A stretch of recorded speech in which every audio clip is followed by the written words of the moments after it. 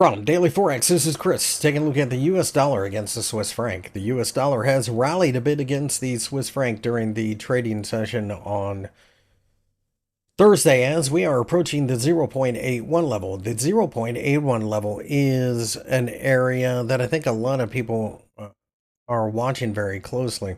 All things being equal, the market is likely to continue to see quite a bit of noise at this point. I think ultimately this is a scenario where if we can break above the 0.82 level, then the market could really take off toward the 200-day EMA.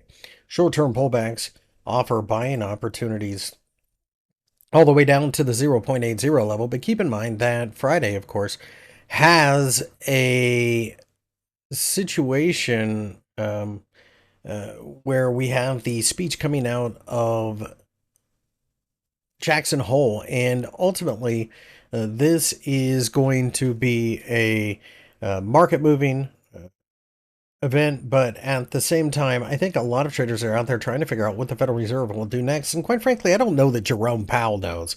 He at least isn't very clear about what he's doing.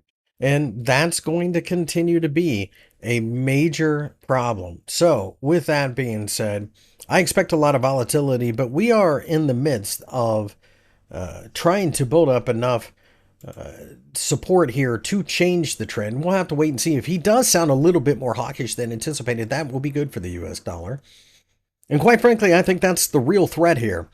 Keep in mind that the interest rate differential does favor the US dollar, so you get paid to hang on to this trade. And I have been long of the dollar against the franc for a minute now, but most of my gains are actually in the swap payment. It's fine, whatever. I don't care.